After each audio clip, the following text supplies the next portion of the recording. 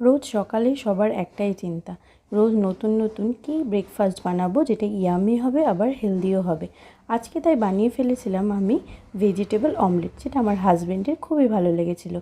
এটি বানাতে খুবই সামান্য ঘরোয়া উপকরণ লাগে, সেটা হলো দুটো আলু নিয়েছিলাম যেটা গ্রেট করে নিয়েছিলাম, দুটো মিডিয়াম সাইজের পেঁয়াজ গ্রেট করে নিয়েছিলাম, একটা গাজর সেটাও গ্রেট করে নিয়েছিলাম, ছোট্ট এক টুকরো আদা সেটাও গ্রেট করে নিলাম, আর 3-4টে লঙ্কা প্রয়োজন মতো যার যেরকম ঝাল লাগবে কুচি করে নিলাম, এবং 4টে ডিম নিয়েছিলাম।